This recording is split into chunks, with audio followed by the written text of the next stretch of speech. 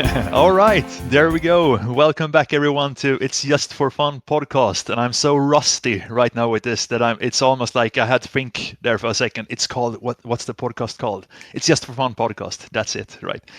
With me, David, or Bonen 223, after the cyclist Tom Bonen. For those of you who don't know that or don't know cycling, and with you, Daniel, or Daniel.g. Hello, Daniel. Hola, muchachos. Hola, muchachos. How are you doing today? I'm good. Oh, yeah, you're good. That's great. Great to hear. How good exactly? I want to hear. Yeah, I'm tired, but I'm good. I'm in the middle of the scale somewhere, I guess. Yeah, fair enough. Are you stoked about the whole podcasting experience for today? Nah, not at all. No, fair enough. Fair enough. It will be fun. Yeah, for sure. And like you, as you hear, every one of you in the audience, you will have to suffer through another episode of us doing this in our broken English, trying to massacre our way through it, right? But we have a guest on, and he is at least able to speak English in a proper way, hopefully, right? So I would like to say welcome to you, Luke, as well, or SirWallyWilson, as you might know him on Expert 11. Welcome. Thanks. Good to be here. Are you feeling extremely nervous now when we started recording also after having a chat? Like, oh my God, I'm on air. Oh my God. Oh, no, I'm okay. I'm absolutely fine. I'm buzzing. That's good. And so great to have you. And finally, we are able to do it also, right? We had to delay the last recording because of your work, basically, right? So tell us about that. Why did you ignore us for that? So many no. No, but yeah. Well, unfortunately, outside of Expert 11, I've actually got to earn money somehow. No. so I can afford a computer to use it on. Yeah, for real money? No. No, that's fine. That's Work fine. busy, had to find new customers and go for face-to-face meetings, which was nice. Yeah, no, that's good. That's good at the very least, right? Yeah, it actually was an in real life meeting also that you had, right, last time, I think. Or was it? Yeah, it was a real life meeting, brand new customer. Because what I do is I sell materials, metal, to engineering companies, welders, basically anybody that wants it. Yeah, that's fine. And say what you want about the Expert 11 It's Just for Fun podcast, but it would be kind of harsh to lose a customer, but just because we need to record today, right? Yeah, it's all right. Yeah. Better late than never, isn't it? Yeah, for sure. So, but this will be great fun, and I've really been looking forward, or we've really looked forward to do this recording for sure now for many weeks. So, that's also, I can really relate to work getting in the way, right? We spoke about this just before, that I work as a night graveyard shift security guard, 12-hour shifts, and I've been like jet lagged. I kid you not, for the last 6-7 weeks, it feels like I've been in a constant mode of jet lag, trying to catch back up. So it's sort of... it could get in the way for your creative process. Let's just put it like that. So yeah. And you, Daniel, we were kidding and joking just before. Well, Daniel is always such an upper with his headaches, and now I'm just like, I'm so tired, I can't do this. But yeah, now I'm the one who is upper about it, right? So, but today we're here at the very least, right? And we're going to talk about Expert 11, but we're going to talk about some in real life stuff as well, I suppose, supposedly. So let's start out. You're from Preston to begin with. Yeah. To give the audience kind of a background on that, right? But you're not living right there right now, right? Even though you're close to it. No. So I was born in Preston and lived there for the first part of my life. And then what happened is my stepfather is in the RAF. So I've moved around like England, Scotland and Wales all my life. So I've never really been anywhere for more than 4 years. Oh my goodness. That must have been kind of kind of, have you ever thought of it as a strange thing? Because if you've been doing it your entire life, maybe you get sort of used to it. As a a way of life, I suppose, right? Yeah, really used to it now. So it's a bit strange that I've lived here for 2 years and like knowing that I don't live with my parents anymore. It's a case of I can either stay here or I can get up and go again. So it's strange. Yeah, well, fair enough. How was that with I guess was it hard with like school and friends and that kind of stuff, or did you? How did you manage to stay sane for your younger years? So it was good. It was like a big adventure, and I've met a lot of people that like around the UK now, around the United Kingdom. So I've got loads of people from different areas that I reconnect with from time to time, and it's really nice and it's really good in that aspect. So I preferred it. Yeah, fair enough. Fair enough. Then you're also like the complete opposite to Daniel, who haven't been like outside Gothenburg even in his grown-up life. I was not even on vacation almost. Like, right, Daniel? In Sweden, we should yeah, say. yeah. Yeah. I don't travel in Sweden pretty much. I've been outside of Sweden a lot, pretty much, quite a few times, but I don't travel in Sweden at all. Pretty. I don't know why. It's not that I don't like the country. Just if I'm gonna travel, I want to travel outside of Sweden. So yeah, complete opposite to me. Precisely. You're a Gothenburg boy through and through, so to speak, right? I mean, when you live in the best place in Sweden, why leave it? I mean, what's the point? Fair enough. Fair enough. It is a great city. It is a great city. For those of you who want to go on a vacation in Sweden, if you're listening out there, I would say that the Gothenburg is actually, when it's not raining, because it is quite rainy in Gothenburg from time to time, it's a very nice place to go to visit. It really is. Yeah, but we're mainly talking to English people. They don't really care about the rain. They can't. They live in England. I mean, yeah, we're used to it. We're used to it. Have you heard about rain? Luke? Do you know what that is? Oh God! Don't know what rain is. Fair enough. They can deal with some rain. Yeah. For sure. By the way, Luke, did you have any like preferred place to live when you grew up and when you were moving around? What was like the best place you've been living in your life? Oh, good question. Do you know what? I think when I lived in Scotland, that was a really nice part of my life because I was in Scotland for my teenage years. So I missed the first 2 years of high school. I was at a different high school, but I was in that place for about 5 years. So yeah, I finished school there and I had most of my like core friends there. So that Elgin in Scotland is probably my favourite place, I would say. Yeah, fair enough. Nice. Which is really, really, really north of Scotland. Oh yeah. Thankfully, you don't have that accent either, not a Welsh accent either, which we are very, like we said before, also we're very thankful for that. You still like very I said, much I can barely understand them. Well, precisely. Oh my goodness gracious. We've actually, you and me, Daniel, we spoke about that quite a few times actually. Do we dare to invite this guy or that guy? We won't name names because some of them have actually turned us down, God forbid. But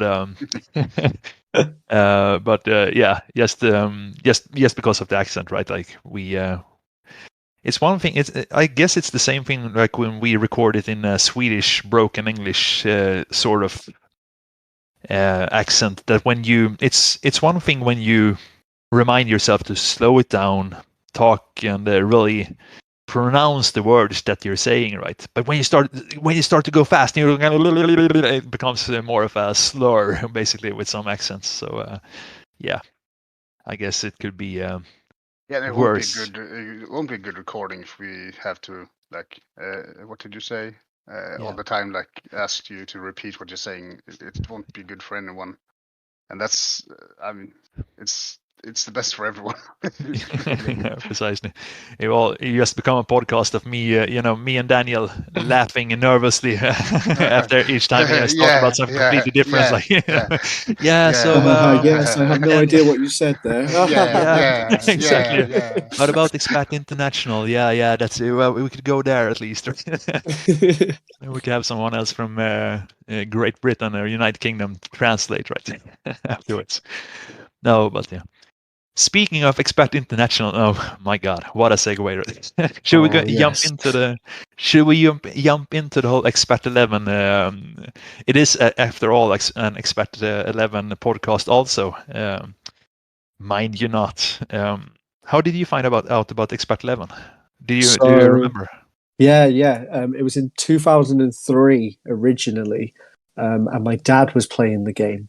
Yeah. So before I had this account, SirWallyWilson, my dad and my granddad used to play. Not 2003, 2005 they started playing. And yeah, so they had it, and I actually initially started using my granddad's account, played the game on his account for 5 years, and then I quit the game. And by the time I come back, the account wasn't valid anymore for some reason or another, so I had to make a new account in 2012. Oh my God! Okay. So, my dad still plays as well. Oh yeah. What's his? Or does he want us to know his nickname, or is he? He won't mind. Wizard Wand. Ah, that's nice. That's nice. Yeah. Do you guys talk about Expat 11 between one another from time to time when you speak? All the time. All the time. Great. Because we're in how many? 1, 2, 3, 4 private leagues together. Oh, nice. So yeah, we have a good competitive streak going on. Where in a competitive game, I haven't lost to him for a long time. That's great. That's great. It's brilliant. It's great. It's good that you got it in as well in the in the recording. Also, Wizard Wand out there that you need to beat him soon, right? If you listen to this. Oh my God, but that's great. That's great to hear, right? Do I need to add on, by the way, to your? I counted up to 51 titles for you in friends leagues. Do I need to add to that amount? From your previous account then, or from your grandfather's account? Do you know what? When I was on my grandfather's account, I was really rubbish at the game. I couldn't win anything. Yeah, fair enough. I really couldn't win anything. So I think I might have won a couple of division titles, 5A, or even back in the day when Division 8 was about. Yeah, some of them I won, but never won anything big. Yeah, fair enough. So yeah, what was I thinking about? Is it when it comes to your whole your friends and other parts of your relatives, family, friends? Do they also play the game, or have you had any other friends who play the game also, so you can sort of talk about tactics and tricks and also to brag, right?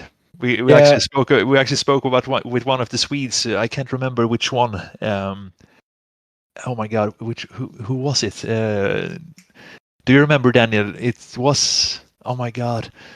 I think one of the guests who bragged to his friends or something. Yeah, or maybe it could have been a text interview. It could have been that I did with Zero Ferrara, the Classic League manager. I think that's what it was. When I basically asked him, now when you're world number 1, right? Can you tell anyone? Is it like can you say, well, I'm number 1 in the world, and people just look at you on what exactly? Well, this manager game, right? Yeah, well, that's good for you, Anders. That's good for you. Do you have anyone? That's one thing. Do you have anyone that you really can connect to and say, well, that's good, Luke. That's a real achievement, or is it more your father and you? It's more my dad. That I talk about it. I've had friends. That's the benefit. When I've been moving around, I always try and see if anybody wants to try and start playing the game.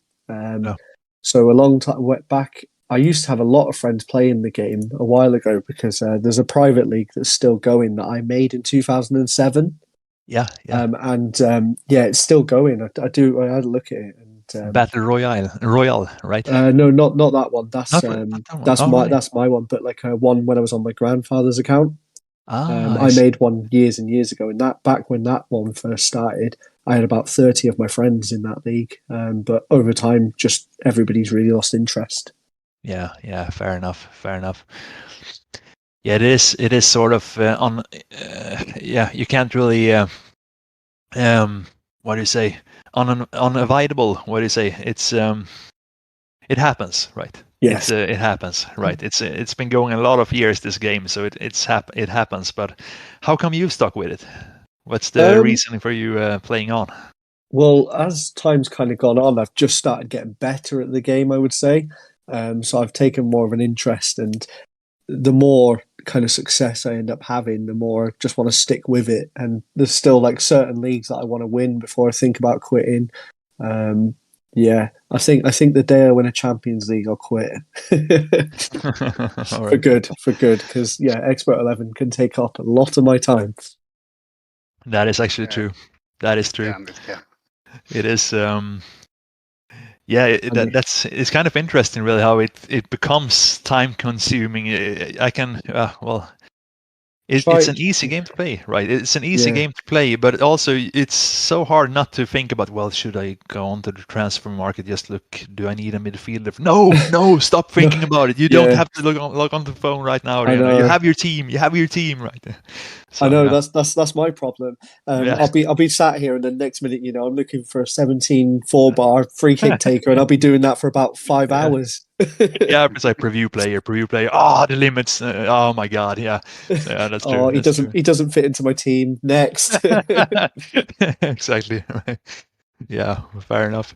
What do you enjoy most about if you were to just give your personal opinion, like what's the funniest part for you with perhaps manager games overall, right? But with especially starting out with Expert 11, right? What do you enjoy the most with that kind of game?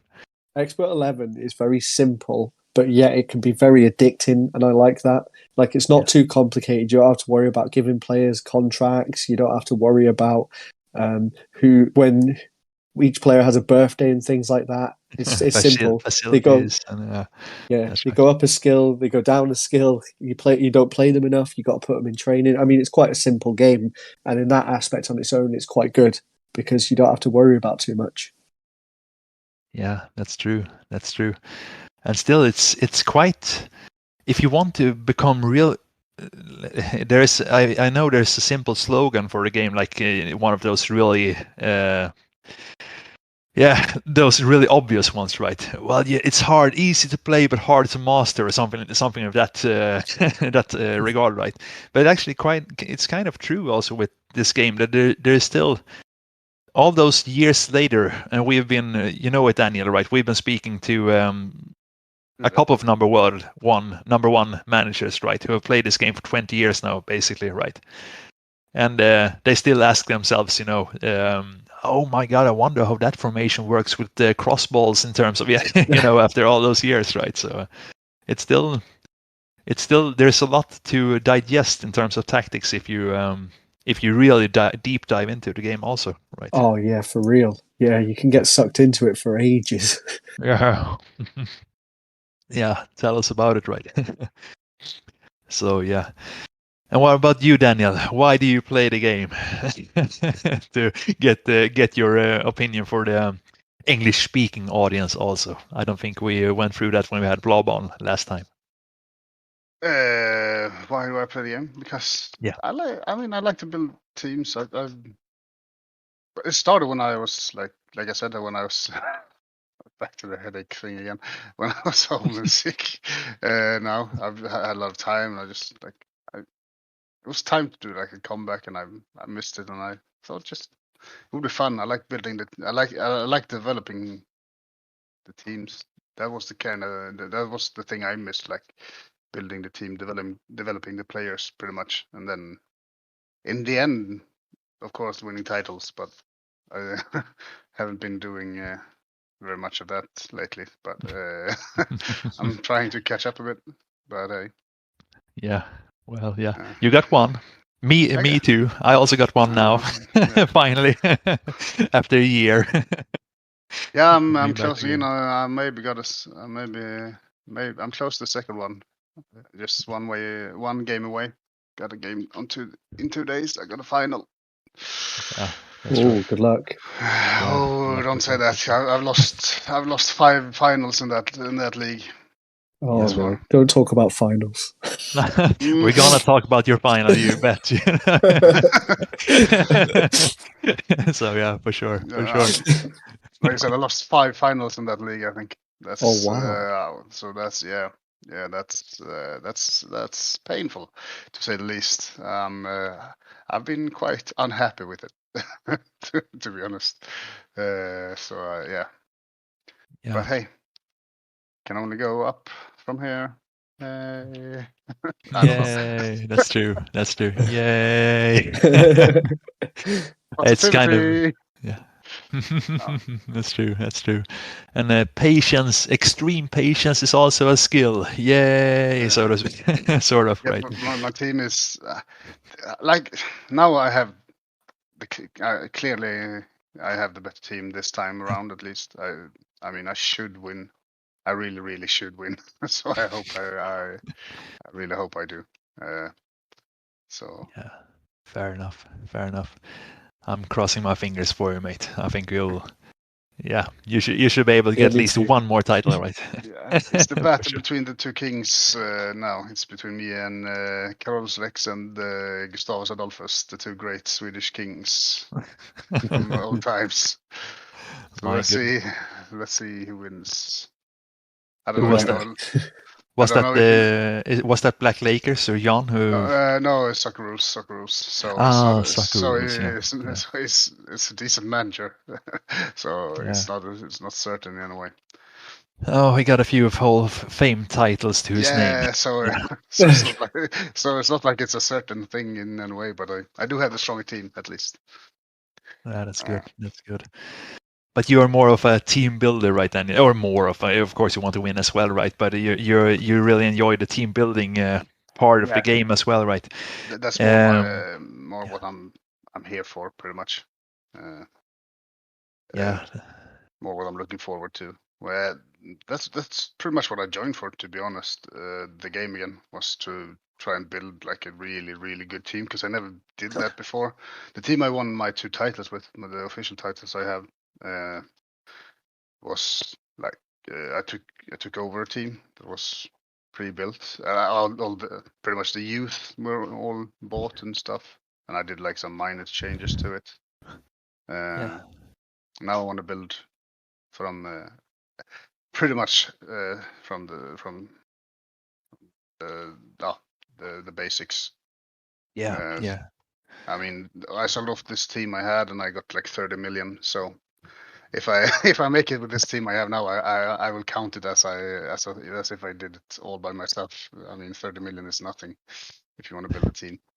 Yeah, that's true. To be honest, actually, and this is both me and Daniel. I'm gonna segue back to you also, Luke, for this one. But I think you and I both, Daniel, we really enjoy that part of.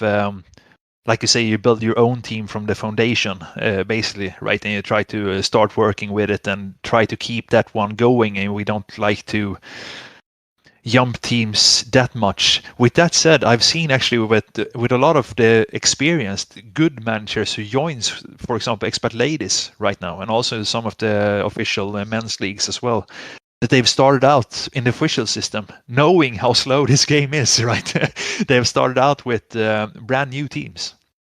And that to me is almost like, oh my God, why? Why do you do this in the official? There's at least 100 or at least 100 or 50 teams at the very least who are much better than a starter team with a better economy and stuff. But well, I'm impressed by their patience, knowing what they are going into, right? So, but with that said, though, I think you are on your 5th team, right, Luke, with your pumped up kicks. Is that right? Yeah, that is right. Yeah. So there's a few teams that I've had before these that have been deleted by the looks of it, because a while ago I was in the Pro League as well. And I was in top division and came 3rd 2 seasons in a row. as well. But in terms, like you said, right, I like the team building aspects in a private league. In an official league, I kind of like a team that's in its like 23s and 24s, if I can. Fair enough. Because I was at my old team Pleasant Retreat, which I started building from scratch. And then this Pumped Up Kicks, which were previously the Baboons, were a few seasons in and the players were a bit older. And it just looked like a really good team to take over at the time. Not fully developed, but kind of getting there.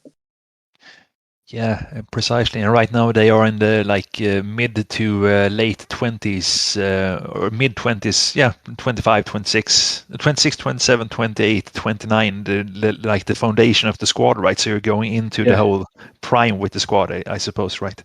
Yeah.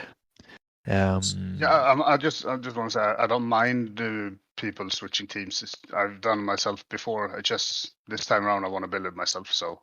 I don't judge anyone for it. I'm not like one of those guys that's just, you're a team hopper, go kill yourself. That's true. That's true. I'm not that kind of anti switching teams. It's just, I just want to do it myself, pretty much. That's my thing this time around. I think if I was to build my own team in an official league, because it's week by week, it's 14 weeks, it's like 3 months of real life. I don't want to do that until this team is dead or there's not anything really good out there for it. But in terms of private leagues, I absolutely love building up a team from scratch. But in an official league, I can understand why some people would team hop. I can understand it, and I can understand why the satisfaction you would get from building your own team. I can understand that too. Yeah, both me and David, we want to build. Like conveyor teams. I think the word is in English. Where you just have a constant cycle of players coming in. Exactly. Yeah, never winning anything. Right. Well, yeah, that's true. So you have to try. I mean, it would be really nice to I doubt anyone will succeed. I mean, I think we could take like a few titles maybe, but the XCL. I doubt it. I mean, but you have a semi-finalist in the XL right now who is actually doing that, right? Sundets Perla from Sweden. He actually is going up against Plaristocrates. How do you say that in English? Plaristocrates in Swedish. I don't even know how to say it in this. I don't know how to say it either. Aristocrates. Aristocrates. Anyone from Greece here? No, but yeah. You all know the manager if you're listening to this podcast, perhaps with CL Istanbul 05. So but it's not him though. His opponent is actually more of a conveyor team builder, and he's managed to go all the way. And I think Kevin Durant also went to the final a couple of seasons back. Yeah, I'm not saying it's impossible, but it's harder. Yeah, it's harder. Yeah, absolutely, 100%. I agree with you. Absolutely. Like I said, I don't mind people switching teams. I mean, what's the option? The team just dying off? I mean, I don't see the point in that either. I mean, so why not? That's true. That's true. With that said, before going into the whole final experience for you with your Pumped Up Kicks, Luke, do you enjoy your team right now in the official league? Yeah, it's the one I'm really, really enjoying at the moment as well. Nice. Because I'm on the charge now. If I can hold my nerve for 4 more games, I'm in the top division. Yeah, that's right. And for those of you who listens to this, and you can only listen because it's not a YouTube video thing, right? So for the audience, basically, right? It's right now you are in first place in Division 1A at the Expat International League, and that's also a very hard division where you're up against Sleepy, and you're up against Niskanen also. You have Joa Haglund there, Frissa. It's a couple of really, really good managers in that division, and you're right now at the top, sitting 3 points ahead of Sigge Beko from Stockholm. So it's been a good season. Don't like playing against Siggy at all, because we played in last year when I first took the team over. And they took the title of Division 3B when I was there with them. And they did me, and I still haven't beaten them. Even this season, I've played 2 games against them. I still haven't beaten them in my whole career against them. And I would argue that I have a better team than them as well, and I still haven't beaten them. So annoying when you have that feeling that you can't beat them. That's so well. annoying. I played them yesterday in a 0-0 draw, and I had 5 chances to their 3, and it finished 0-0. It was so annoying. My goodness gracious! Oh, and a disallowed goal. Yeah, I saw that. I saw that too. Yeah, in the first half there as well. Right? It's oh my god. It's but there are some teams like they are just like some managers also. They are just. I know that feeling. Yeah, you know the feeling also, right? KC and R2 is probably your worst opponent, right, Daniel? Yeah, but I think I've been turning it around lately. I've been winning the latest, but I had like, I don't know, 30 games against him or something more without fucking winning a game. And now I've managed a few. Yeah. So at least that's something. Just gotta keep trying. Yeah. For sure, absolutely. Not letting us, being too hard on yourself, but just try to, slog on, right? You just want to punch a hole through your monitor, though. Sometimes. I mean, say that also, right? Yeah, I get that. Do you watch the games in the player, by the way, Luke, or do you just jump to the results when you're watching important games? I watch the games. Yeah. So like Daniel just said there, like there's times that I want to punch the monitor. Like last time I played against Siggy in the first game, 93rd minute, and I was watching it flash, and I'm like, this is going in. This is going off, for God's sake. Really? And that's how I feel about it. Yeah, fair enough. It's such such an extremely frustrating experience when you're watching it in the player, and you're like, especially if you have the whole tactics set up right in front of you, the team strengths and all, and it's like miss. And you get into the 17th, 18th minute, like, oh my god, you need to go. Fuck's sake, I'm gonna do something. Well, yeah, it's a painful experience. It could be. Oh, for real. Yeah, my goodness gracious. Not that I've ever been angry at the game. No, not at all. I'm a very calm and composed person, right? But still, oh my goodness. I know last year, actually, we spoke about this in the Swedish podcast also. We had one of those. That could be a fun question before going into the final, having segue to that. We are going to segue to the final at some point. But I know when we talked about what's the worst thing we've done when we have played games at all, right, in our life, when in terms of throwing controllers and, punching stuff. And I know at work last year, and I'd been back on Expert 11 for, I think, a month or something like that, right? And I had one of those games, so I was supposed to win that game. And I did also. I did win the game with 3-2 in the last minute or something like that.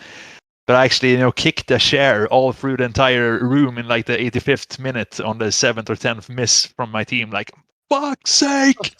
Is this why I got back to the game, for fuck's sake? And then we won the game. I was like, oh no, you score! Now you score! It's about time! And then you start to calm down and realize, well, maybe I need to take a step back and think about my life and my decisions and how am I? Am I well, really, David? Almost right. Now I'm more calm because I understand the tactics better. So that helps. It helps, actually. It does. But what's the worst thing you have done to, let's say, furniture or anything, in your life when it comes to games? Or are you someone who has never thrown a controller in your life, Luke? Oh, I've definitely thrown a controller at a TV before, especially on FIFA. Yeah, FIFA's the worst. It's a rage game if any game is. I still rage. I don't throw any controllers now, but at the time, luckily, I had my TV under warranty, so I threw a controller.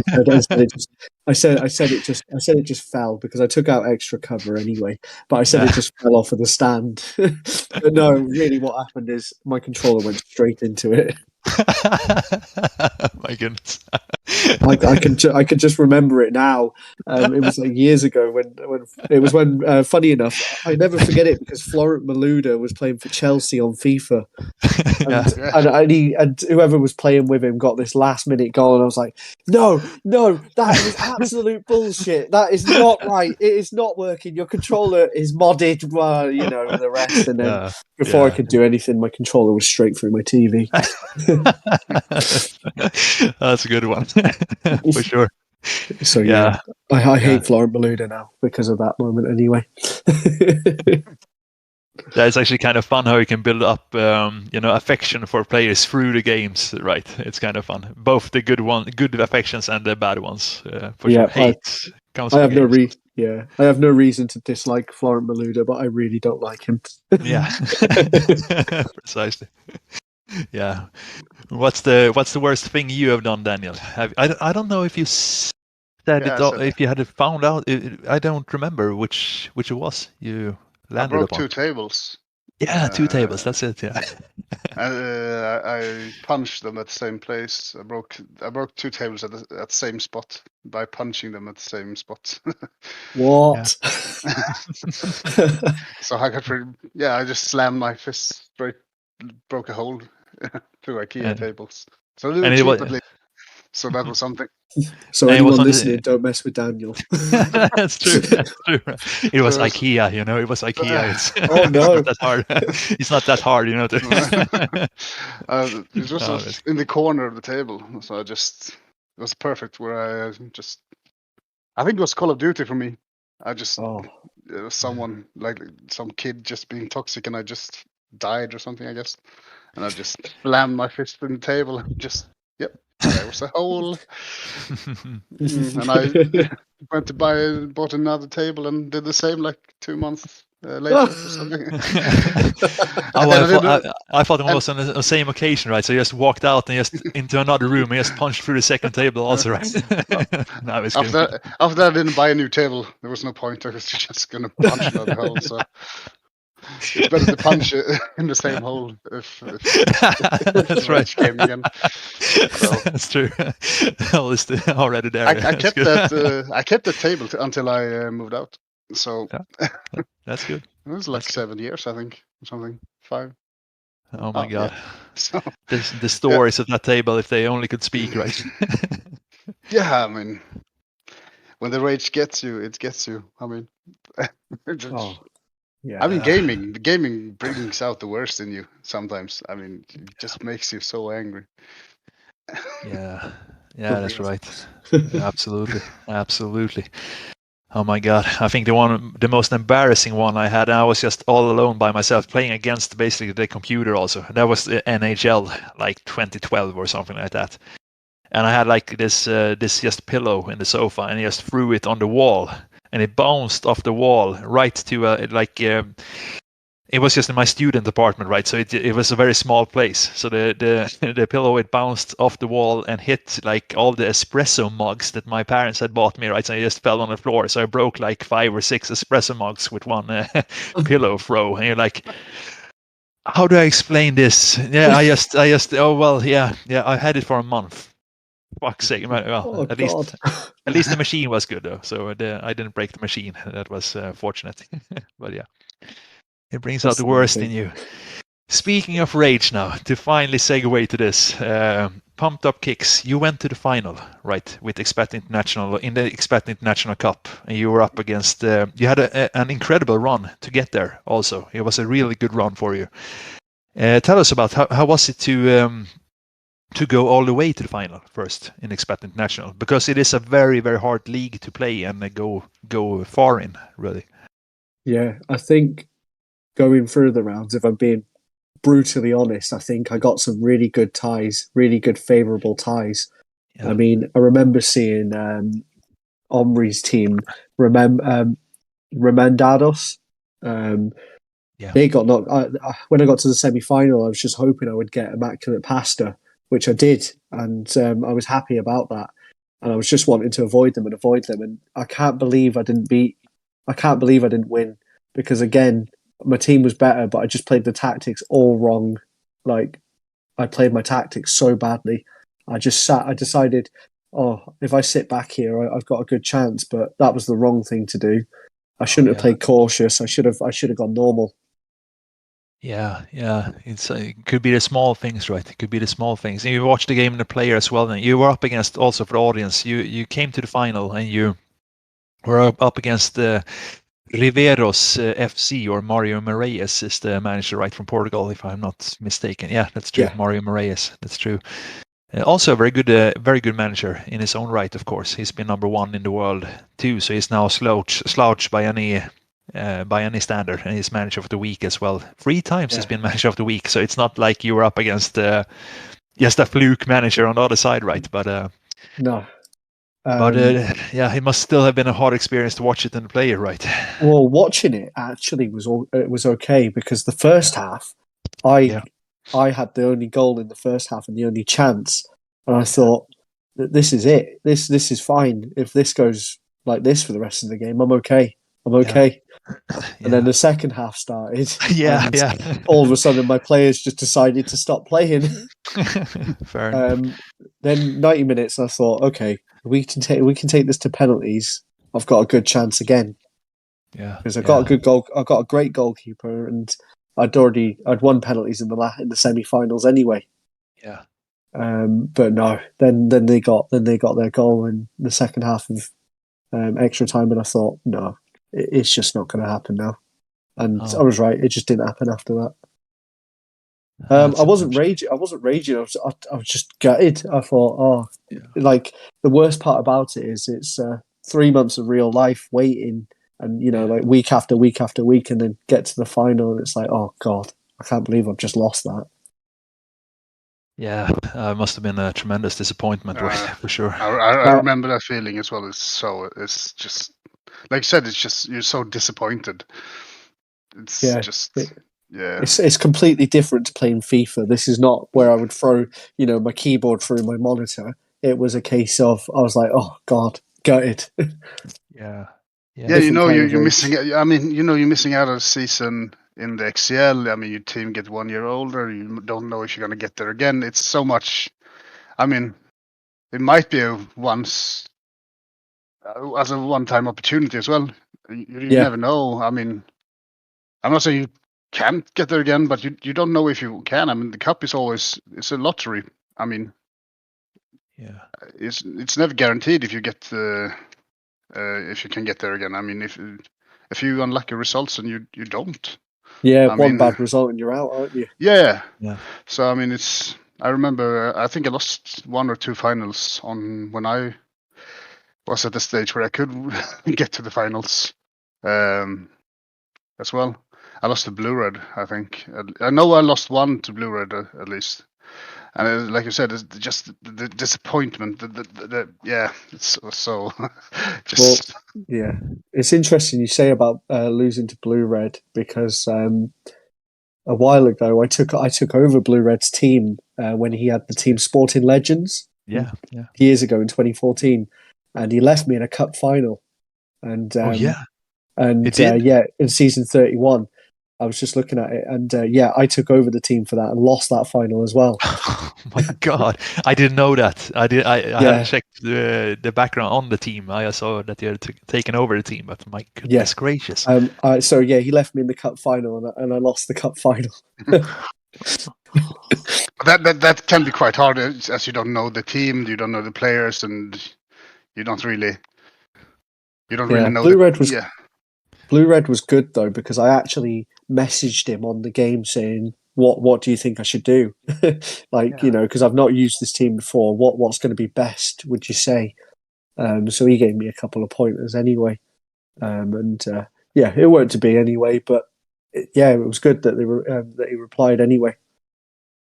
Yeah, that's really kind, really, for sure. Yeah, for real. I like Blue Red. I like all of his teams anyway. And God, I think he's going to come into absolute domination soon. Yeah, his current team is insane, to be honest. Tour de France is just unbelievable. Yeah, I know. It's a really good race. No, I'm just kidding.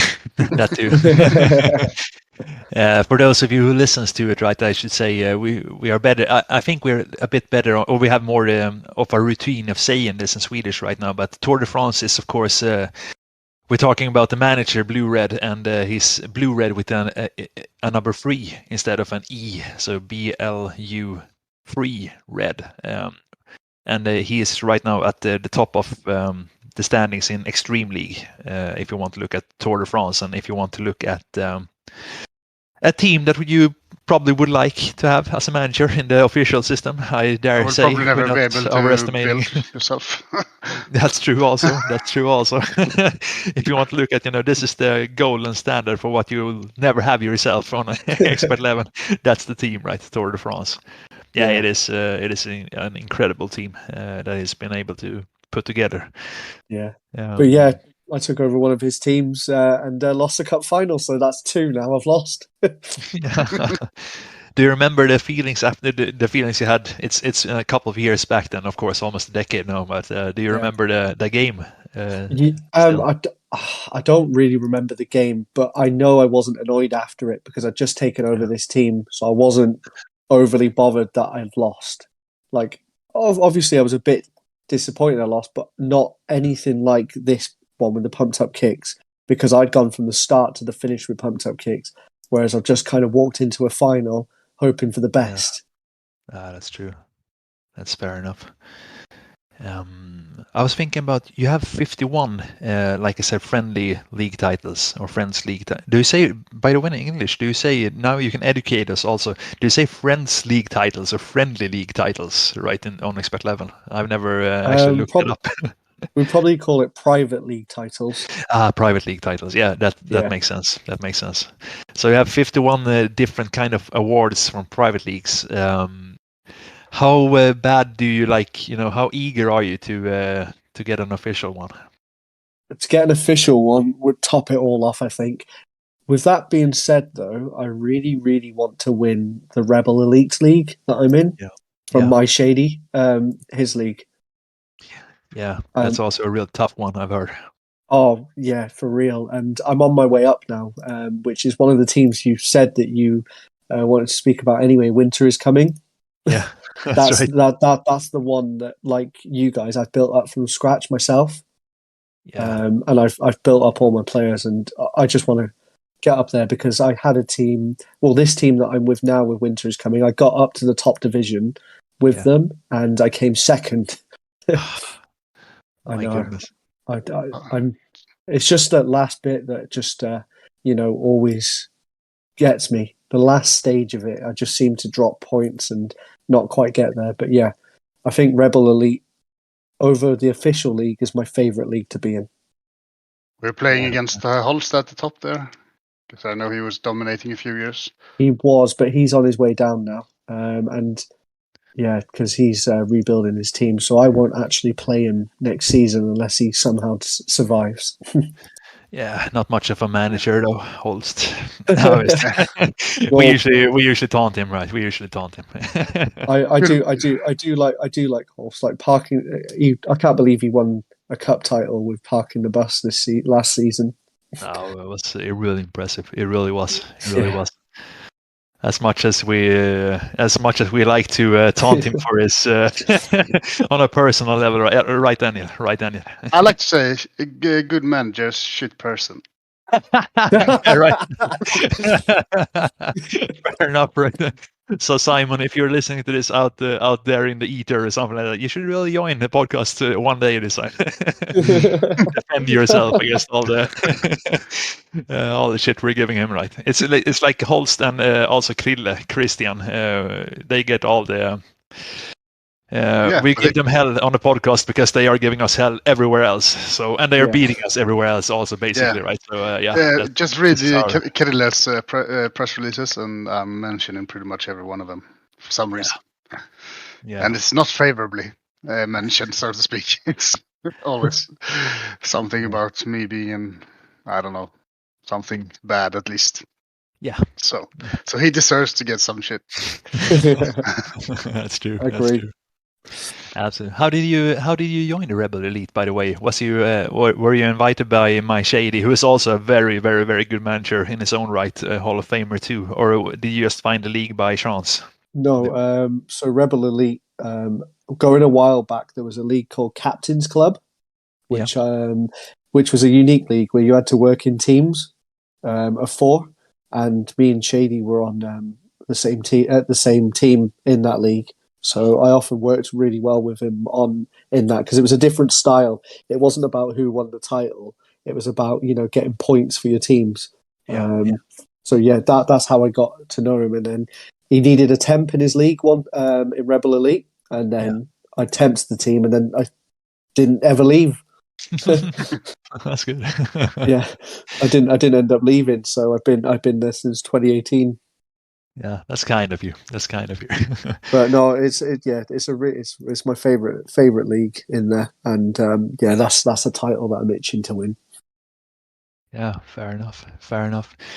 About Winter is Coming, by the way, I was just referring to also kind of jokingly. I was about to ask Blob when we had Robert on, right, about his the North remembers his team, right? And I think I had lined up like 5 Game of Thrones questions for him. I'm like, well, do you enjoy Game of Thrones? No, I've never watched it. I just kept the last name of the team. I was like, oh shit. Oh yeah, so scratch this, scratch that. Right. Are you a Game of Thrones fan though? Yeah, I really like Game of Thrones, and that's why I chose the team name after that. Winter is Coming. Game of Thrones, such a great show. It's a shame it had a bad last season, but it was a really good show otherwise. You're gonna watch the new the dragon, what are you gonna call it, House of the Dragon, I probably will, just because, to be fair, sequel, or what do you call it? I think it's a prequel, because it's before it's set. But yeah, in terms of Game of Thrones, I was very late to watching it, so I only watched it 2 years ago.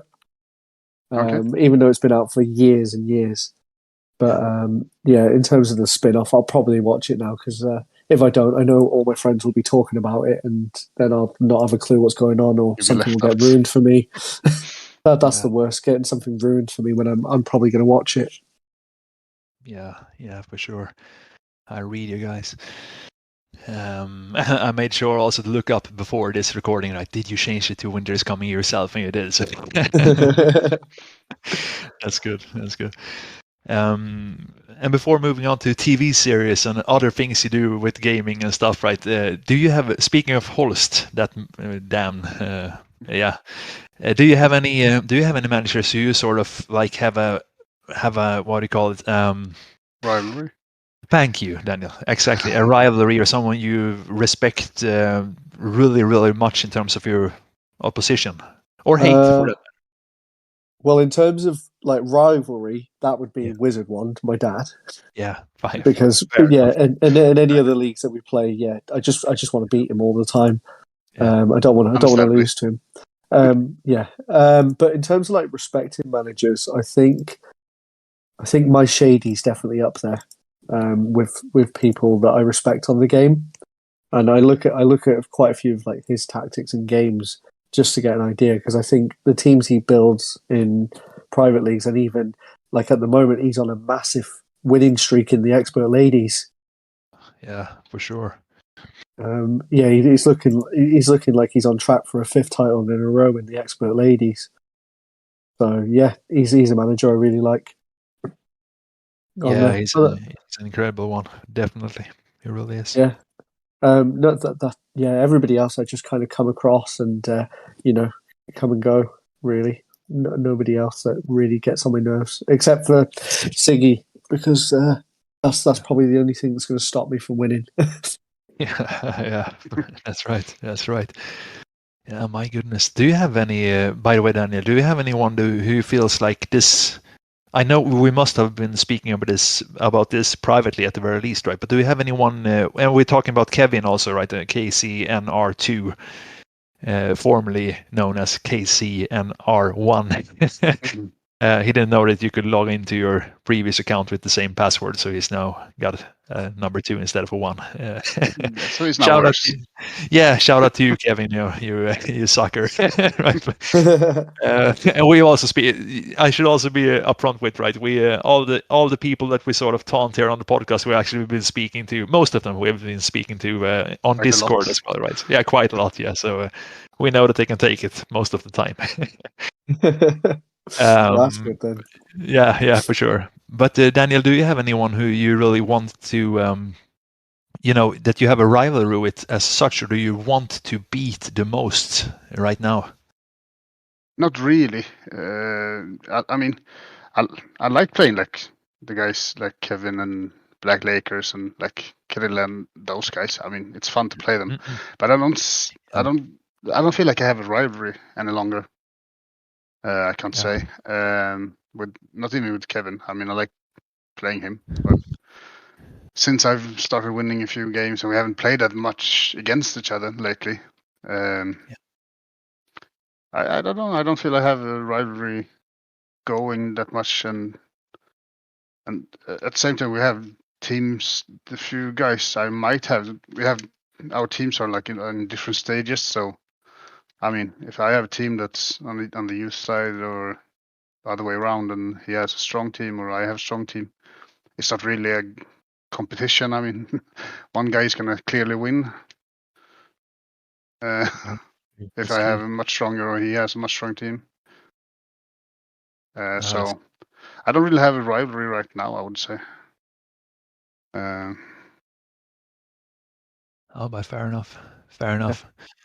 And it's also one thing, you're in a lot of good private leagues. Thanks also, Luke, for that. Private leagues also, right? So it's really, I guess it is kind of, it's fun when you are in good leagues with the managers who are really competitive, because you have at least a number of games each week when you feel like this is a real fierce competition in this game, right? So yeah, for real, yeah, because in Rebel Elite there's so many great managers that have won the Champions League as well, because we'll go back to that name, Plastaristocrates, he's in the league, and Metallic, he's in the league too. Yeah, Metallic he's also a damn strong one. Yeah, he was something else when he was winning all the leagues as well. Yeah, right, definitely. And he won the Champions League also right there with his. I still remember his goalkeeper, who when he won the Expat Champions League a couple of seasons back there, when I think he lost like the chances, he was outshot by like 5-1 in the semifinals and in the finals, and the goalkeeper took it to penalties both occasions, and he won on penalties both of games. So that was but this is the first time I can't remember the goalkeeper's name, and I need to look it up. Just like you said before, also I need to look this one up. Yeah. God damn it. See, there's always like players that people remember, and the one player that sticks out in my head and screams out Expert 11 to me was Hellsmopper's Hans Hasselbaum. Yeah. For some reason, I never forget that player. Like he just for me just seems like the legend of the game. for like when like the game first came out, he was like the first kind of youth talent that ever came out like properly on the game, because he was so good for what he was. Yeah, fair enough. It's kind of fun how you, like we said, how you build up like a fantasy world around players who are really just statistical points in a computer, right? But it's really fun. It really is fun. I mean, do you have a player like you're really excited about, one of your own players that you really like?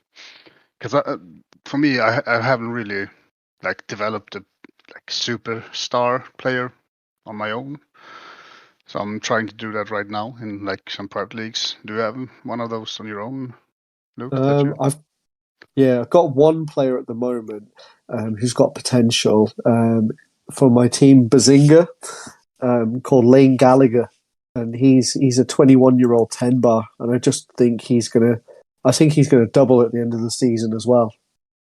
Yeah, His form's really high. But in terms of like superstar players, similar. I've not really had any like absolute mad players. But like I've got favorite players. I've got a player for my Deepdale Ducks called Gascon Leconte, and his goal scoring record is unbelievable.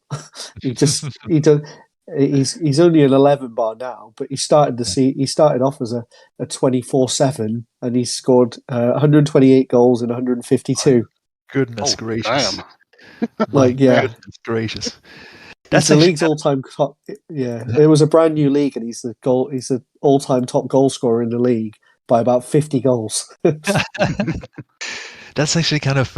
We've been speaking. Perhaps we should actually try to ask you about some advice and tips and tricks also for the listeners to give them something else also, right? But have you guys also noticed that with some new players and there are some players who are just they simulate well, basically, right? You look at the player and you look at the opposition, you're like, this guy should be even to all other players in this entire league, but this guy just simulates like a beast, basically, right?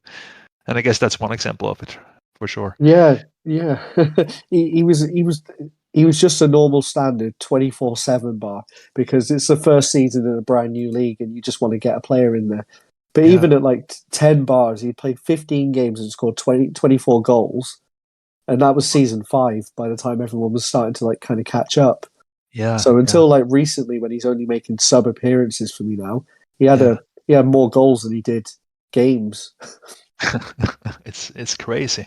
I don't know how that is also, right? I don't know how that is. I've seen that in a few friends private leagues also in terms of those players who are just taking off like crazy. Just not from my teams. Have you have any Daniel who are like that, like beasts while simulating? I don't keep players for that long. That's not youths. So I never have given them the chance to become beasts. I don't think.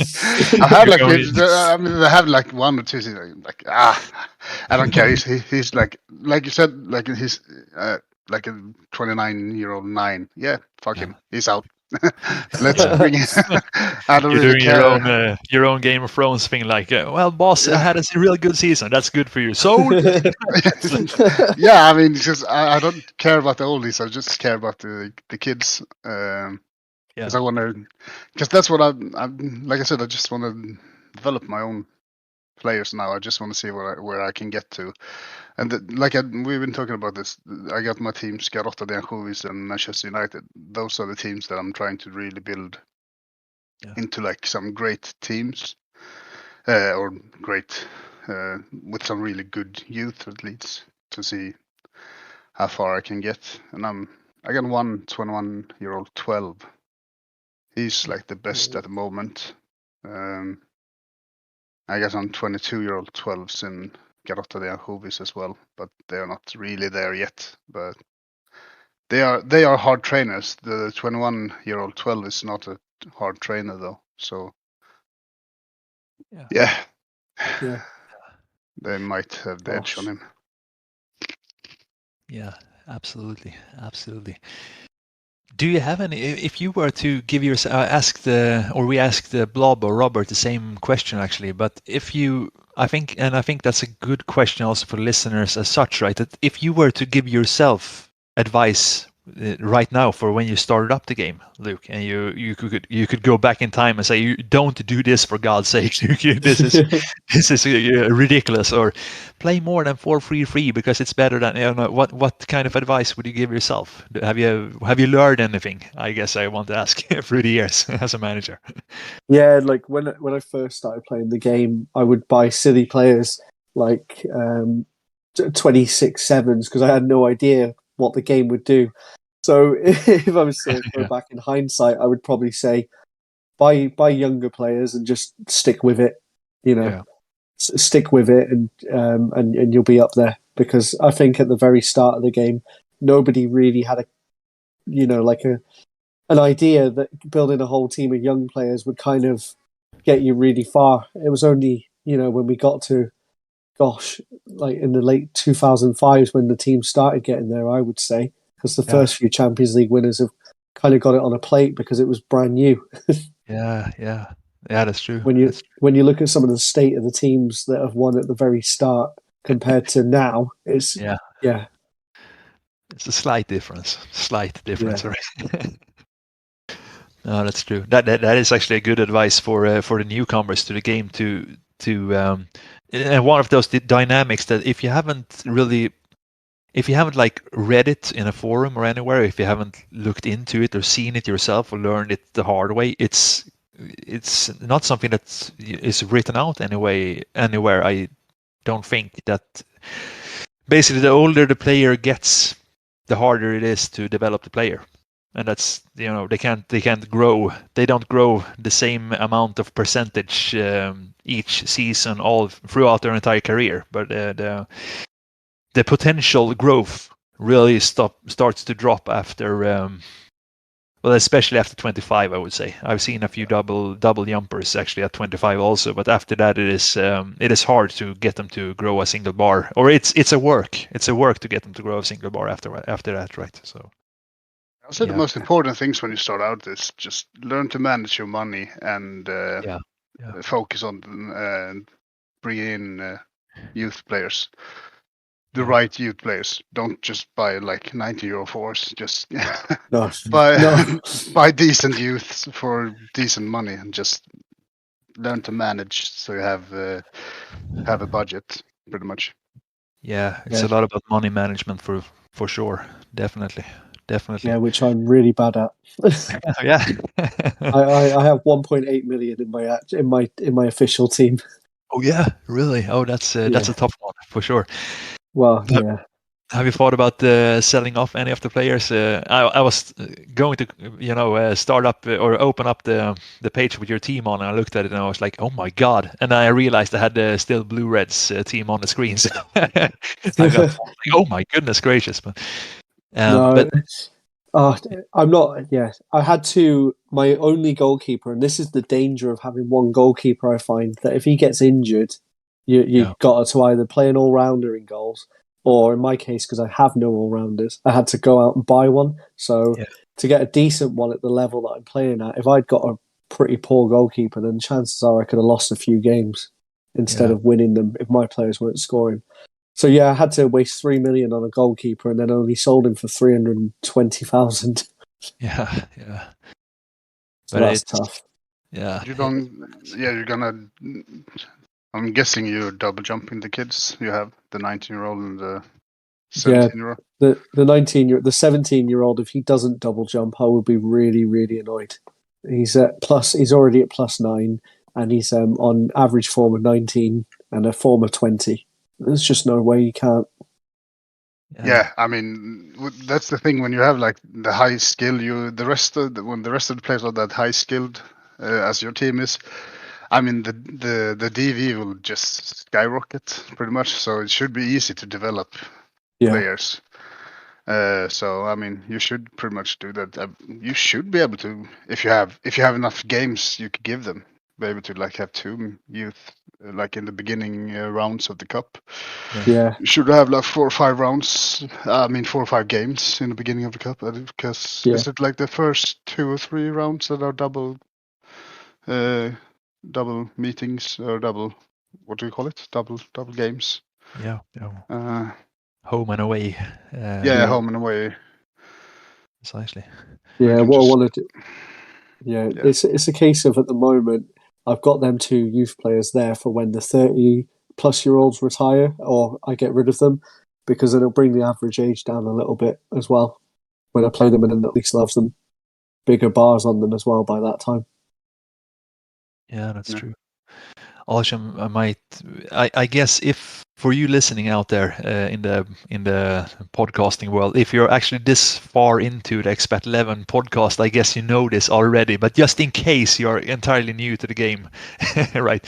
What we mean with the double jump, it's like you grow your player from 70. If it's a 17-year-old 4 skill, it jumps to an 18-year-old 6 skilled player. Is what we mean with double jumping players.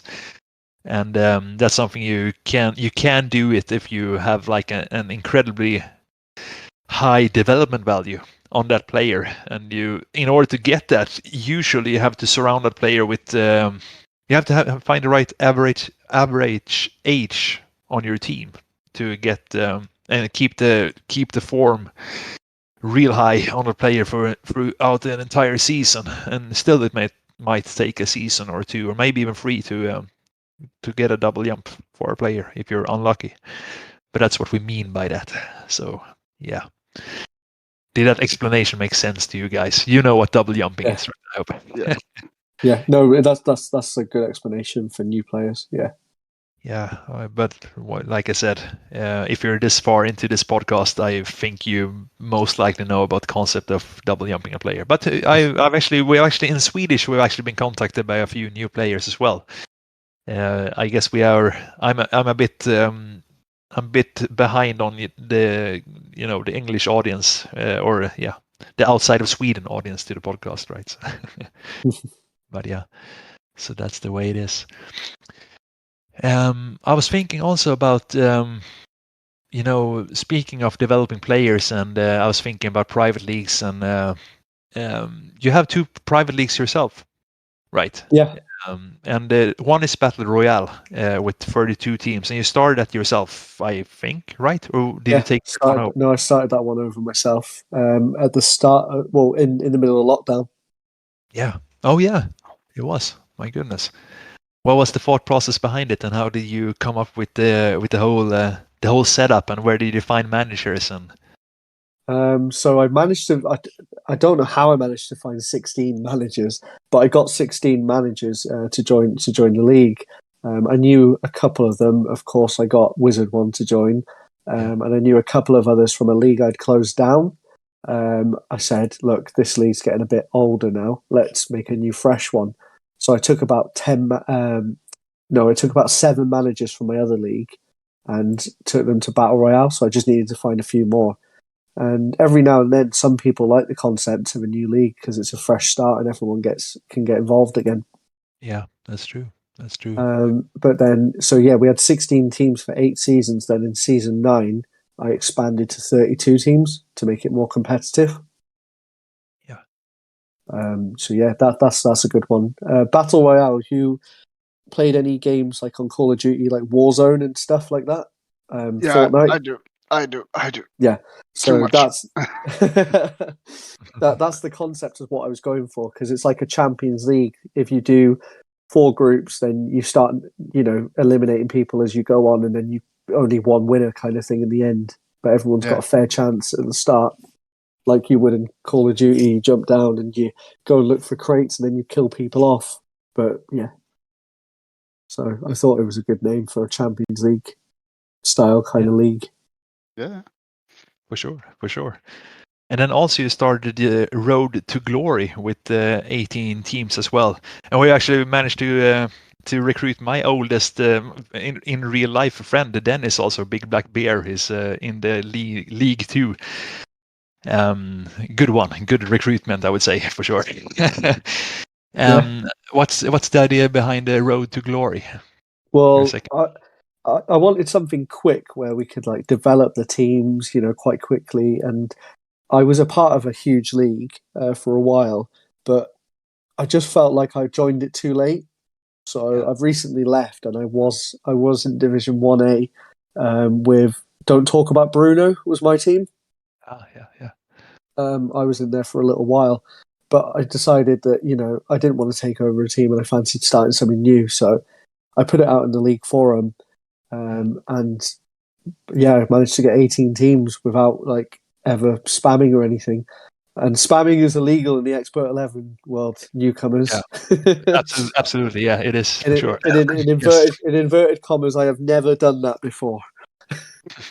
Not me either. We've never ever spammed about league ever.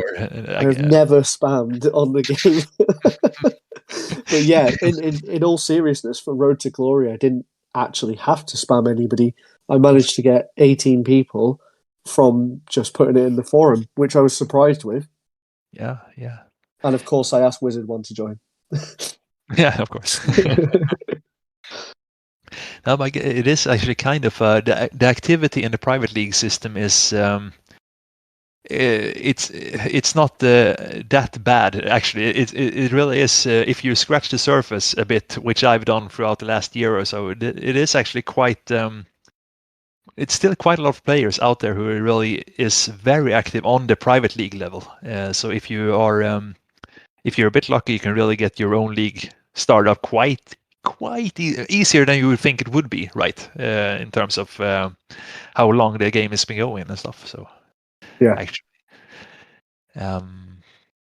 and if you it is a significant difference if you look at the lower tiers of the official system as compared to many private leagues. So yeah. That's why I prefer private leagues in some way, unless you're doing really well in the official leagues. If you do really well in the official leagues, you're kind of up there and you've got all the bars. But in private leagues, I feel like the competition's a lot harder in them. Yeah, and if you're not in the top divisions of the official leagues, you need to have a plan to make them fun, I think. Because I don't really care about my division at all. I'm in I don't even I'm Division 5, I think. Yeah, I'm Division 5. I don't care at all. I haven't checked what teams I have, but I have a plan on what to do. So it makes it interesting for me at least to be. I mean, I'm gonna do this now.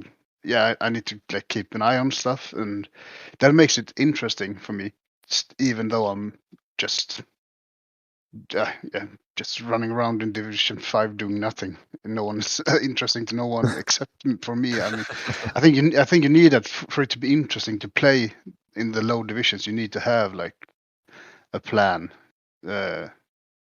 Otherwise, it's so boring. Except if you're like you're in the top, Division 1, you're fighting to get to the top flight. That's fun as well. But if you're not up, in the top, you need to have something to make it interesting. Otherwise, the official leagues are so boring. I partly agree with you, partly disagree with you actually in terms of I think actually in the lower divisions, absolutely, it could be it's too slow in a way, right? When you're down there and you're trying to just develop your 17, 18, 16, 20-year-olds players, right? But I also think it's been sort of a strange development to the game, really, in terms of before it was there was more, like you said, also Luke, it was like Division 8 and there was a lot of managers, but there were also so many bad ones, right? Yeah. In a way, right? So many bad ones that I even remember from when I started the game, when I played the game like 10, 15 years back before. It felt like you just ran through the divisions up to the Division 3 like nothing. Basically, it was very easy once you start to get a hang of it to just move up with almost whatever you had. Right now it feels like the first Division 7, 6, 5, they could be really, it's easy. And then you just hit a wall because then above that it could be like extremely competitive at the top because you have so many people who have played it for so long that they know the basics of the game, so to speak. So it's not an easy win if you don't have a team to really compete with, right? Or at least that's my thought on it. But at the same time, you and I both got up to Division 4 last season. Yeah. With crap teams. Yeah, really but that's crap teams. I mean, I know. And that's when it starts. I think 3 or 4. Yeah, but I mean, I think quite easily if I just had switched it up a bit, just sold the kids, and I think I could have gone like 2 seasons pretty easily to Division 2 at least, maybe. Division 3 at least, I think, pretty easily. Yeah, well, then it would be harder. But I don't know. I can't be sure, but I think I could have. Like I said, I don't know. I think it's for me. I enjoy being down in Division 5 now. Like I said, just because I have my plan of what I need to do, what the future holds. That makes it fun for me at least.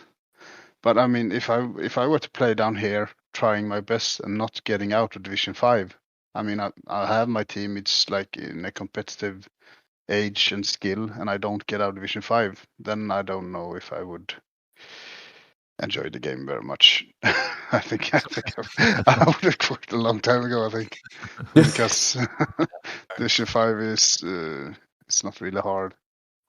I mean, I think I might be going down to Division 6, to be honest. I'm crashing down. It's very hard to wrap that up, right? That's the crazy thing, because I don't know how I went up to Division 4 the season before last. Because I don't know. I mean, my team isn't good. It wasn't good then either. And now I'm like, I've lost 3 games, 1-1, and I won my division and went up to Division 4. Yeah. I don't know how, but maybe it's you, Daniel. Maybe it's you. No, I'm just kidding. I'm just kidding. Obviously, it's not me, because I'm going down now. So. For all of the listeners out there, also, Daniel is actually, yes, Krille, yes, Christian, and Simon Holst also. Daniel is actually quite a good manager. He actually knows his stuff also, so I can vouch for that, actually. It might surprise some people, but you are very good at your, you know what you're doing, Daniel, also. Right, so. Thank you so kindly. I just wish the market would allow me to sell my 20-year-old 10 striker for more than 7 million. Yeah, that's another issue, right? Yeah, I have a 20-year-old 10 skilled striker. He's worth 5 million. Yeah. How is that possible? 5 million for a 20-year-old 10. Yeah, we could. That's just my anger. For 5 million, I'll have him straight away. Yeah, you can't have him for that. You can't. It's so annoying. Just let me sell him. That's the interesting part with a fluid transfer or a fluid transfer market, when it's set up basically based upon previous sales, and that sets the value for the player. So yeah, it is the way it is, right? It is the way it is. Yeah. Which is why you see a lot of 22 5-year-olds. 22-year-old 5 bars for like God knows stupid money. Yeah, for sure. Yeah, that's also a strange one, right? Either if it's people who are like cheating, because I guess there are those transfers also, but then also there are leagues where people actually transfer money that way because they have a specific setup in their own league system, so they have farm leagues to their real leagues and that kind of stuff also. So it could be some really strange valuations out there, at least, especially in the private market. It could be it could look really interesting from time to time. Definitely. Someone is selling a 20-year-old 10 striker for 30 million though. Sure, he has the goal thief, måltjuv skill, but he can sell it for 30 million. Yeah, that's interesting. Yeah, but how the fuck is mine worth? How is mine worth 5 million? He can sell it for 30.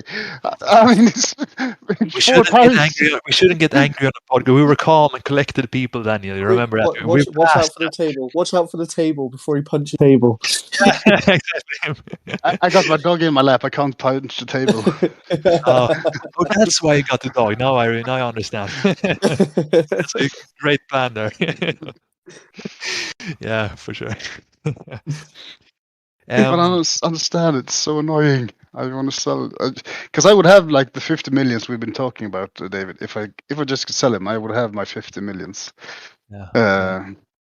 If I just could sell that one. It's tough, but mate. Nope. It's speaking about frustrating things with the game, you know, is there anything, Luke, that you would like to change up? If you could just choose anything with Expert 11 that you could just change up with it, or anything that you've had like, this is a real problem for me in terms of building my teams or setting the tactics, what would you prefer to the Luke 101 patch to the game? What would that be? Do you know what?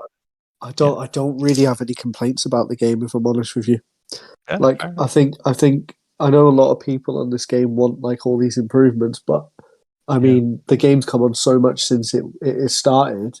And I know people say it's not been updated, properly for a while, but I kind of like it how it is. That's probably an unpopular opinion, but I kind of think it's all right for how it is. Any bugs that are on the game, like, get rid of them. But other than that, I think it's fine. I think it's great. Yeah, well, fair enough. I actually agree with you. I do, and like you say, it's for many it's an unpopular opinion, and I think there are still lots of things you can do with the game. Obviously, there's still the foundation is there's a lot of things that you can do with it, but in terms of the foundation, the base of the game, it's a good structure to the game, the original one, or the foundation. Definitely. Yeah, it's a great game. Yeah, what it is, it's a great game. What you're trying to do is really good, though. I agree. Get new players in. I think you can tweak some things, but in general, I mean, it's a reason people have been playing it for so long. I mean, it works, but some small tweaks, and I think minor things can be fixed and like updated pretty much. Like maybe some graphics could be updated and stuff, but in general, just it works. It works. I mean, yeah, sure thing. And then it could be. It's kind of it's a good thing in a way also. How do you say? Living in the world we do, when you can actually work from home, like and communicate with your colleagues and stuff from not living in the same city and stuff. It could be there's a lot of things you really could do, even with this kind of a game, which is a manager game, which is kind of how do you say? It's kind of oh my god, what's the word for it in English? That's why I'm. Oh my god.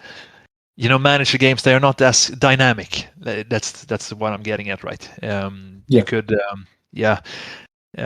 it's not like with FIFA or something that we have to tweak every single detail of a game, but you could really do improvements and work out ideas and basic stuff without sitting down with the gameplay each and every day, right? So there are still so many things that you can do. And bringing people in shouldn't be as hard either. At the same time, it's also sort of I think one of the things that is holding the sort of Expat 11 universe back right now is that since people are not working at the same place and have other works to do at the same time, it really can be a frustrating process, to be honest, to have those discussions, and what should we do next? What's the next step? And when you're trying to coordinate people, but it is what it is. I think the future is still bright for the game. I really do think so. At least there is an ownership right now who don't want to, scrap the whole game at the very least. That's good. Yeah. That's a good start, right? So, very good.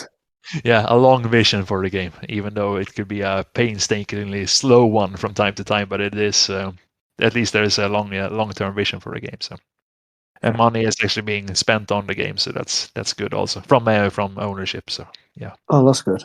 Yeah, that's it's a start. It's a start, but like you said, actually, with the whole foundation of the game, I think also the basis. It's good. It's a good start. It's a good thing to start with, I suppose, or continue with. What's your favorite moment you've had on Expat 11, Luke? Do you have any favorite time on the game? I think it's now. That run to the cup final last season was one of my highlights on the entire game. I really enjoyed that. I've made it to the last 16 again. Where I've got Immaculate Pasta again, and I think I've got a good chance of going to the final again. Yeah, didn't they change up the manager, Immaculate Pasta, or am I misremembering now? No, it's still David Yo-Yo. Still David Yo-Yo. Oh yeah, that's right. He was in there. Yeah, that's right. Yeah. No, yeah, it's been since 2015. That's true. Yeah, I was thinking about I think I mixed that up with Master Shea. It was his team before, but that's a lot of years ago now, of course. But right now is my favorite moment. Yeah, loving it in the minute, and I want to get to the top division at the end of this season, and hopefully win the cup. That's the goal this season. Yeah, that sounds about right. That sounds nice. Yeah, the XCL is really fun to play in. I mean, that's really the top experience on the game. Yeah. Are you following, by the way, Luke, are you following the XCL when you're not in it? Or do you, have you, did you know that it's the semifinals going on right now? Yeah, I did know that. Oh, and so you know as well, I played one game in the Expert Champions League when I was team hopping around. Oh my goodness! How come that you changed the teams when you were in X? Oh, were you like I took over. I took over from a manager, Corrupted, who's manager of Stirlingshire right now. Yeah. So his old team, FC Corrupt, had won the league, and they were in the quarterfinals, and I played a game there, which I didn't get any manager of the week or anything, manager of the round or anything, but I played one game in that, and then got knocked out. It's been, well, you have had a hard history here of getting a team in a prestigious game, and we lost. Yeah.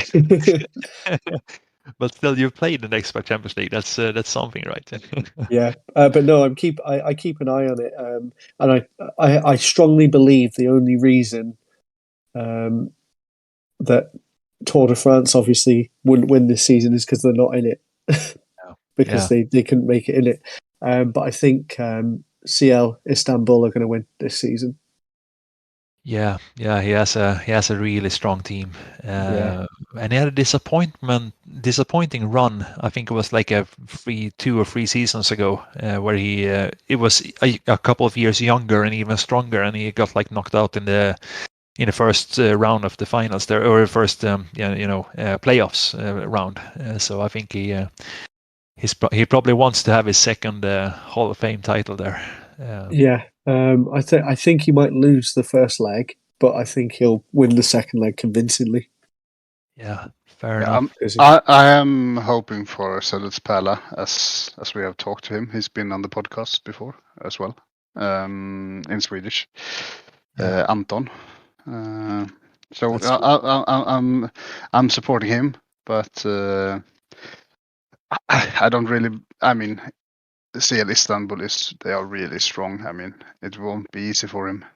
Yeah, I support him because he's English, and also he's in Rebel Elite as well. So I support him for that reason too. They have an injury though, and a red card. Well, they have the red card in the.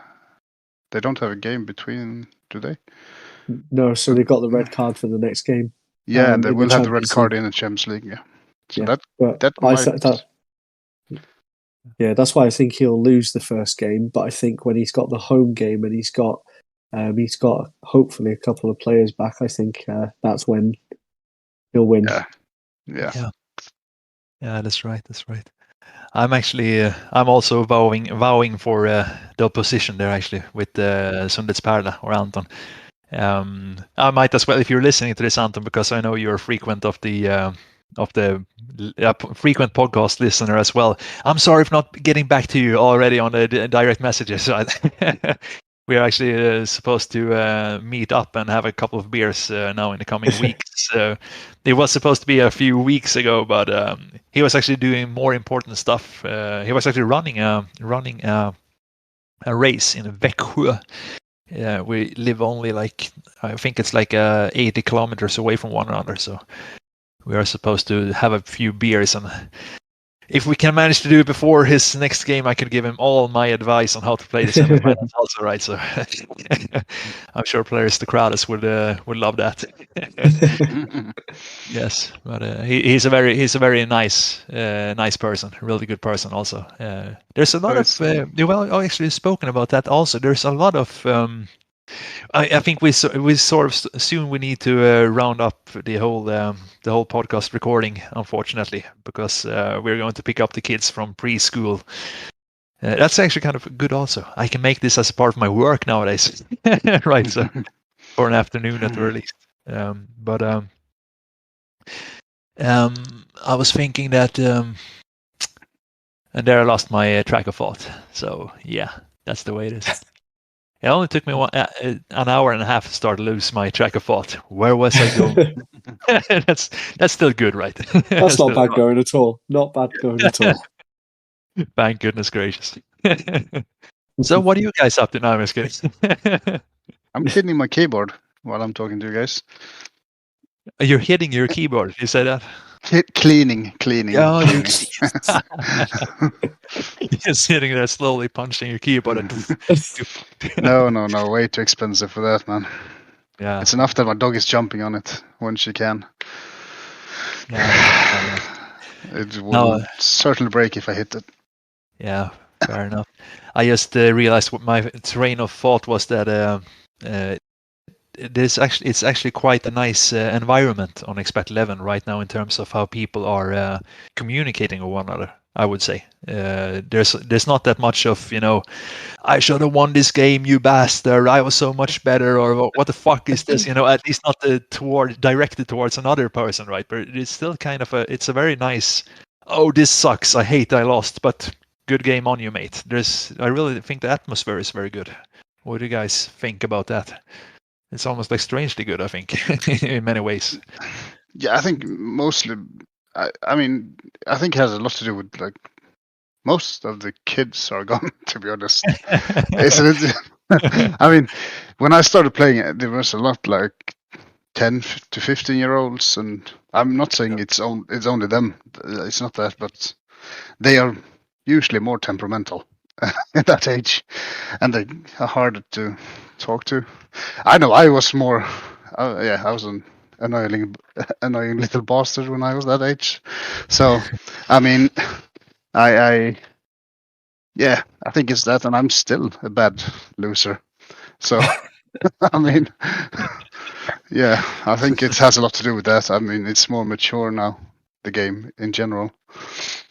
Yeah, that's right. That's my take, at least. I agree. Do you agree, Luke? Is it, or have you been like, overwhelmed by all the awful stuff that you've been called in the cup run and people just shouting at you, or have you? No, I've had it nice on the game. I've not hurled any abuse on it, and I've never had anybody like abuse me or go, "What the hell's going on with this or this?" So yeah, I'm all right. Having a nice shot. But have you ever gotten abuse for like being a team hopper? Because that's a usual thing people get. That's a common thing people get. So I think whereas this is where it benefits me a bit more. I'm not exactly one of the biggest names on the game, whereas it's more noticeable for bigger, names like Krill. He got absolutely abused, doesn't he? Yeah. That's the one that springs straight. He gives abuse also, I should say, but yeah, absolutely, he gets abused too. He gets abused too. He really does. Yeah, he loves it. But no, in terms of me getting anything like that, I don't really. I'm not a big enough name on the game to be getting abuse for it. Yeah, God, you speak to me in a year's time when I've won an Expert Champions League and a cup and a league, then maybe it might change if I start hopping teams to the good ones at the time. But at the moment, I'm kind of under the radar, if you will. Yeah, that's true. So it's okay for me. Yeah, because that's been I was gone from the game for like 10 years, and that was still something that was still. People were still complaining about was team hopping when I came back. Yeah. Still something like, but you're still a team hopper. Okay. Yeah. That's still a thing. Okay. Yep. Yeah. That's me then. That's me, right? as far as I'm concerned, it happens in real life football. Jose Mourinho does it all the time, so it's a part. It's the game.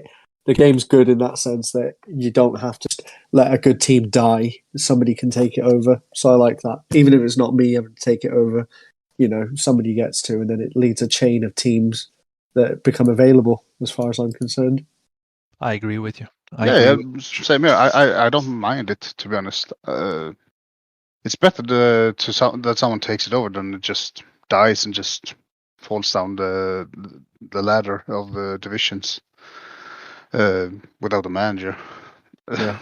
Definitely. The only time I don't like it when somebody takes over a team is when it impacts me because other teams might have 4 games where there's no manager, and then all of a sudden I've got to play a team with a manager in it.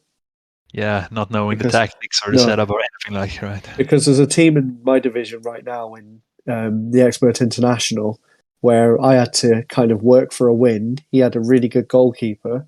And then all of a sudden, this manager's bought a 23-year-old 5-bar and playing him every game against everybody else. My goodness.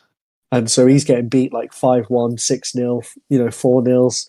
And I played him and only got a 2-0 because he played his best goalkeeper at the time. So frustrating, mate. My goodness. Yeah, so my goal difference might suffer from that, and it could come down to goal difference on the last day of the season for me. And if I've lost because of that, I'm going to be so annoyed. Yeah, and we'll be against Siggy as well, right? Yes. Probably right. Siggy's only 3 points behind me. Yeah, of course. Oh my God, that's so harsh. It really is. Yeah, that's something I think they should fix with when you're jumping teams is the Hall of Fame bonus. I think it's too big now with how many Hall of Famers there actually is in the game. I think they should lower it from 6 bars to like maybe 4 or something. I don't know. Do you know that you get 6 bars bonus if you have Hall of Fame status? It's too high now, I think, because having not won not being a Hall of Famer myself, I do understand why they get many more bars, because I always relate stuff like this to like real life. Because if, say, I would describe myself maybe like David Moyes or Alan Kirbishley, somebody like that as a manager. But if Pep Guardiola comes knocking on your door and I'm David Moyes, who are you going to want? So that's how I see it. So I can understand why you get a big bonus for being in the Hall of Fame, because that takes a lot, and that's a much better manager than I am, regardless. I see where you're coming from, but still, I mean, it's still a game. It annoys you, Daniel. I'm just kidding, mate. I mean, I have no plan of switching teams even, but I still think it's a bit much, because I mean, you could be number 1 and someone's like ranked number 20th can go past you by far, because if you have like a loyalty bonus as well, I mean, you will get guaranteed any job. And I don't think you should be guaranteed any job just because you have a Hall of Fame bonus. I mean, that's just my opinion. I mean, I don't make the rules, so it's not up to me, but that's just my opinion. I think they could lower it. I don't think they should remove it, but I think they should lower it, maybe 1 or 2 bars at least. Yeah. I mean, 4 bars is still a lot. I mean, I get your side of it as well. Yeah. I don't dispute it too much, because I tend to just presume I'm not going to get the team anyway. That's good. That's a good mindset, actually, not to be disappointed, right? Speaking about ranking, though, however, you were number and actually flying under the radar a bit, but you were number 10 in the world very recently, also just a few months back, and you're ranked number 31 right now. Do you think about the ranking at all when you're playing with the official league, or do you just if you would be ranked number 1, would that be an achievement to you, or is it more like it's the team and nothing else really matters that much? Ranking is important, because like we go back and say, do you tell anybody? Yeah, I tell Wizard One all the time. I'm like, I'm 10th now. And then it kind of, the season ended and it just kind of plummeted because I had no games or anything. And making it to that final, I was getting more games, so my manager ranking was going up loads. And the only person in my country I wasn't higher than was Blob. Yeah. That's true. I'm number 2 in the country. Damn. And it was just Blob who's number 2 overall and number 1 overall at the time. So, I like being higher rank, but I'd like to be number 1, and I think that will happen in the next couple of years. Yeah, that's right. And also, it got him the podcast interview first before you 2. That's awful. That's awful. God damn it. So number 2 again. Number 2 in finals. Number 2 in your podcast. Number 2 everywhere. Precisely. Now that's how we feel usually, right, Daniel? So we just do that to other people too to get back right on the world in some strange way. No, I'm just kidding. No, but yeah, it is what it is. I actually sort of have to wrap up even before going into the whole real life. Are you going to watch the Champions League final and all that kind of stuff, right? With Liverpool going up against favorite football teams and Manchester United that you like, Daniel, against rivalry with Liverpool and stuff. But I want to end on this though before I have to leave. Peter Crouch. I was thinking about starting the whole. I was thinking about starting the whole thing with Peter Crouch, and we haven't spoken about it at all. You're also a Peter Crouch fan. It really warms my heart, Luke. I love him. I love him. He's just such a funny person as well, and his ability. He's just this tall, thin guy that shouldn't be good at football, but is just really, really good. And just watching him play, I just loved watching him play so much. When I play football, I like to envision myself as kind of like a bit like Crouch because I've got a really good jump on me, so I win a lot of headers, even though I'm only 5'10". But just watching Crouch, I was just amazed by what he could do. He just never used to take himself too seriously. He knew he wasn't going to be the best, but he'd always give it his best. So I loved him at Liverpool, and do you know what? I really loved him at Portsmouth as well. Yeah, but Peter Crouch actually had a little. Yeah, Peter Crouch had a little stint in Sweden, didn't he? It's kind of fun actually. Yeah, he was playing here as a I think it was like a teenager in his development years, and he came here to it's only like 20 or 30 kilometers from here, I think, and he. It was like not the Bush leagues. It would have been that in England for sure. Like it's like the 4th or 5th tier here. It's a very small town league. I read an article years and years later. The coach or the manager of the team said that Peter Crouch, he was just at the pub all the time, basically, right? And he's the only person I've seen who gets shorter when he jumps, So he was trying to head the balls in, and he was awful at that here in Sweden, right? But it seemed to be a lovely person even back then, even when he was younger guy, right? So, and then he went from Hässleholms FF or something like that to. Has he scored the most goals by an English striker in the national team, or is it like most goals per game or something? He has some sort of. He had a good record for England. I know loads. I know loads about him. He scored the most headed goals in Premier League history. I knew that. But for England, I think he has the best goal ratio for England. Yeah, I think so too. He had 22 and 42. 22 goals in 42 games. I think that's one of the better records. But he's just such a great player. Yeah, he's just so funny as well. Which he has a personality. Which is really good. Though. He doesn't look like a footballer. No, he shouldn't be able to play football. What always makes me laugh though is when he got asked by the media, "What would you be if you wasn't a footballer?" And he said, "A virgin." Yeah, I know. One of the best quotes ever in football. Oh, he seems like such a fun guy. He is. I think he is. Yeah, definitely.